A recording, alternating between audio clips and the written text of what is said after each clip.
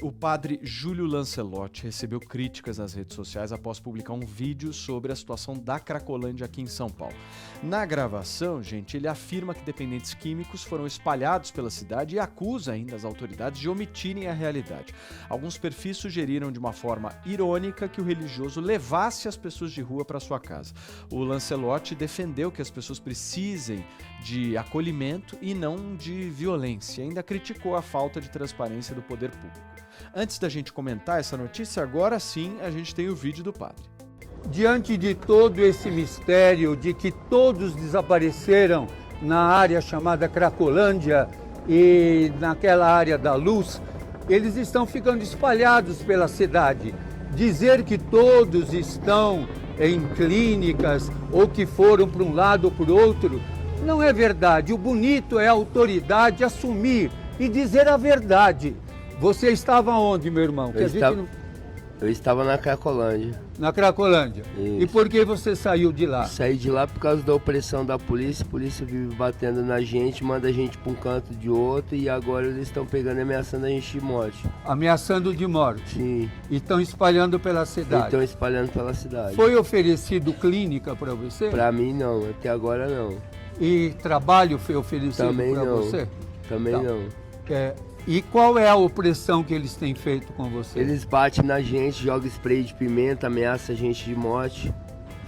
E chegam a ameaçar de morte? Chega a ameaçar de morte. Então a gente precisa arranjar agora, vamos ver aqui um lugar para você ficar, vamos estar juntos, nós não vamos te abandonar. Eu só queria dizer aos senhores, senhoras que têm autoridade na cidade, vamos fazer essa cidade qualificada humanamente. Não adianta fazer propaganda política dizendo que a Cracolândia desapareceu. A Cracolândia não é um espaço físico, são as pessoas. Por isso que esse nome não é adequado e nem pela agressividade e pela violência. Os irmãos precisam de acolhimento e não de violência. É isso, irmão.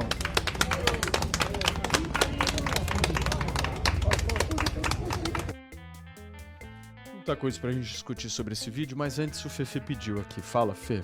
O Ivan Mota tava aí assistindo o vídeo com a gente e mandou um superchat aqui dando seu comentário. Diz que o padre Lancelotti trata a Cracolândia como abrigo de pets. O Ivan Mota escreveu isso. Isso, opinião do nosso querido Obrigado, Ivan Mota. Ivan. Arthur, vou começar por você, porque é o seguinte, você já tem feito várias críticas ao padre que eu acompanho, mas assim, eu não sei, misturar religião com política desse jeito, não é a primeira vez que o padre faz isso, né? Na verdade é o seguinte, primeiro, queria deixar claro aí pelo vídeo, eu já gosto da polícia, né? Não precisa fazer essa propaganda toda que eles estão expulsando os cracudos da rua, né? Então, um abraço aí pra toda a GCM, pra Polícia Militar, que está fazendo um bom trabalho, mas eu acho que a gente tem que parar de chamar o Júlio Lancelotti de padre, a gente tem que dar o nome que ele merece mesmo. Esse cara é um cafetão da miséria, ele se utiliza da instituição que as pessoas mais confiam, que é a Igreja Católica, para fazer proselitismo político. É importante lembrar que o senhor Júlio Lancelotti, né? Você vê, o padre sai automático.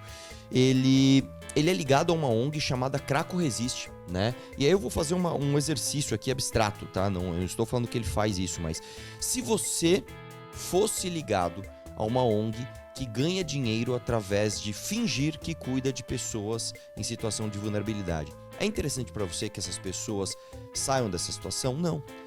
É interessante para você que você continue, né, com essa situação, para que você continue ganhando dinheiro público para fingir que você presta esse atendimento. Então, para mim está muito claro o que acontece aqui. Agora, no caso do senhor Júlio Lancelotti, é importante lembrar, para mim, não tem como a gente desvincular o caso dele daqueles vídeos, né, que eu recebi em 2020. Eu não sei se todos sabem essa história, mas basicamente em 2020 eu recebi vídeos muito questionáveis de uma figura que aparentemente era o senhor Júlio Lancelotti, em cenas muito constrangedoras, vamos chamar assim, e a cena era tão forte e envolvia um suposto crime, né, envolvendo crianças, que eu nem toquei no assunto mais. Eu peguei o vídeo, levei para o Ministério Público e falei, não falo mais disso.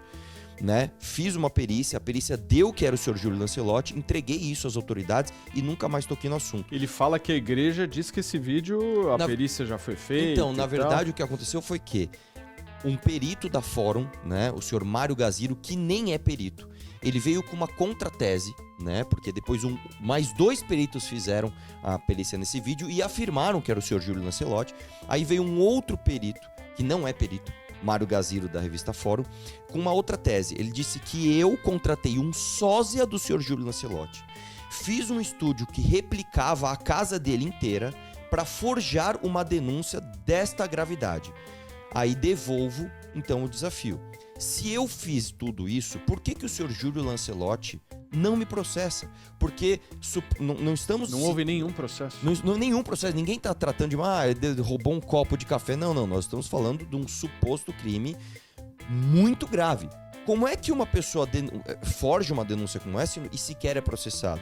Então, para mim, está muito claro o que aconteceu, né? Agora, os mecanismos internos da Igreja Católica de fiscalização ou as politicagens que eventualmente ocorram lá, eu não posso dizer, eu não conheço. O que eu conheço existe um vídeo, existem 3 peritos que afirmam que o vídeo é o senhor Júlio Lancelotti, é esse vídeo aí, o rosto dele é melhor não passar, mas assim, todo mundo conhece esse vídeo já, e este senhor, eu entendo a preocupação dele. Como é que ele vai brilhar, né? Como é que ele vai fingir que ele é caridoso? Como é que ele vai usar as pessoas em situação de vulnerabilidade para ele aparecer se não tiverem mais essas pessoas? Né? Então, para mim, tá muito clara a preocupação dele, que é uma preocupação consigo próprio. Quero ouvir o Reis também. Não daqui a pouco parece que uma coisa tem a ver com a outra exatamente. Na verdade, não tem nada a ver uma coisa com a outra. Inclusive, não há nenhuma comprovação de que o padre ganha dinheiro através dessa ONG também.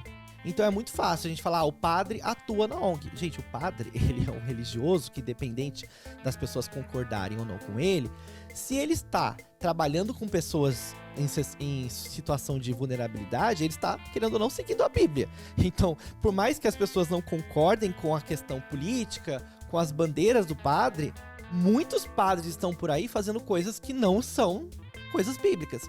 Independente dessa questão do vídeo, né, que a gente não tem como provar se realmente é exatamente, né, mas a questão da Cracolândia também, uma coisa que eu achei que é interessante, o padre foi uma das únicas pessoas que foi lá ouvir as pessoas que estão nessa situação. Eu não vi a prefeitura ouvindo o Reis, esse lado da população. Eu entendo o que você está falando, eu só vou te falar como católico que eu sou, e olhando o padre tá mais militante do que padre.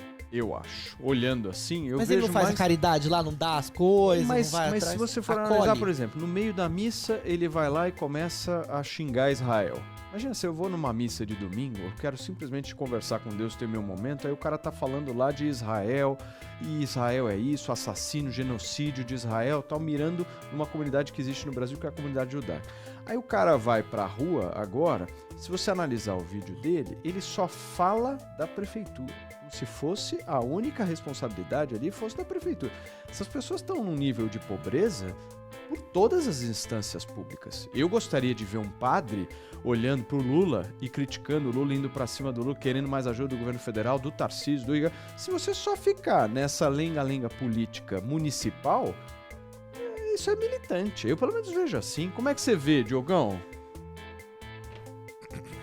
Cracolândia é business. E o padre Júlio Lancelotti é instrumento, é uma ferramenta desse negócio todo. As ONGs que ganham muito dinheiro tem o lado de invade, deprecia o lugar, derruba o preço, aí compra, o crime organizado compra, muda a Cracolândia, valoriza o lugar e assim vai. Estado e prefeitura se juntaram pela primeira vez. Vá na Praça da Sé, por exemplo, e veja o quanto mudou. Vá na Praça Princesa Isabel, ande por essa região. Está melhorando.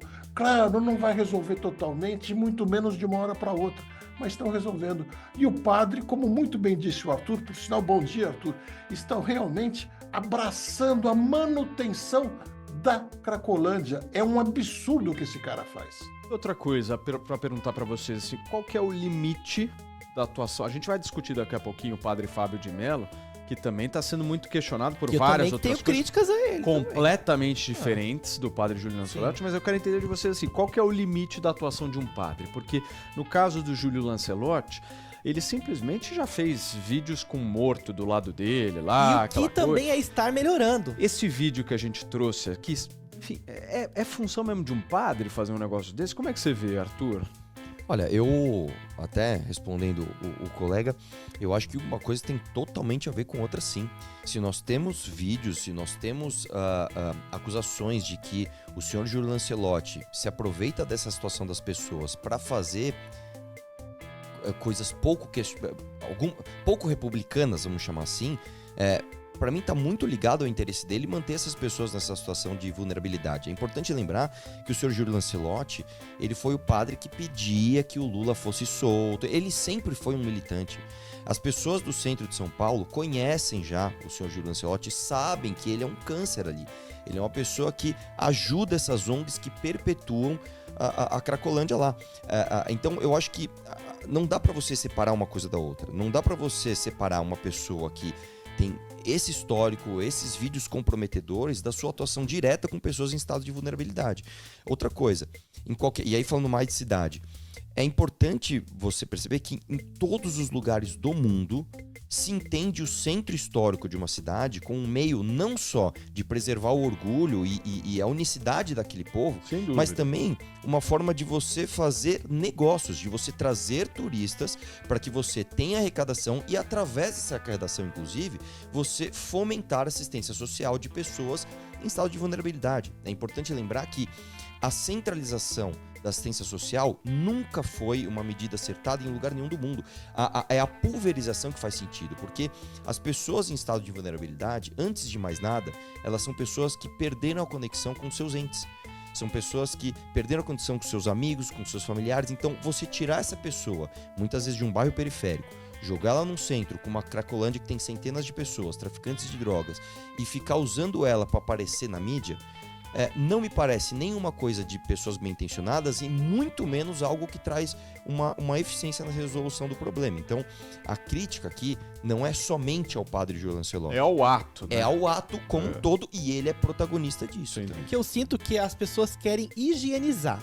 Querem ver o centro limpo de pessoas, querem ver o centro limpinho, o centro com cara de Faria Lima, tanto é que a prefeitura tá levando pra lá também a sede do governo, pra deixar o centro mais habitável, mas também trazer esse ar que a gente sabe. O Tarcísio fez um vídeo lá na China, se eu não me engano, mostrando o que mudou lá, mostrando prédios incríveis e tal. Ou seja, as pessoas querem construções bonitas, querem lugares bonitos pra passear e tirar foto, mas será que as pessoas também não têm que pensar no ser humano que tá ali? Qual é a resolução que nós daremos para os seres humanos que estão ali, independente da higienização estética? Só me dá asco sempre, independente de quem seja, quem se aproveita de miséria. Quem se aproveita de miséria, ele é um negócio que eu olho e falo, puta, mas é uma pessoa naquele estado, a última coisa que eu vou pensar em fazer é vídeo, sabe?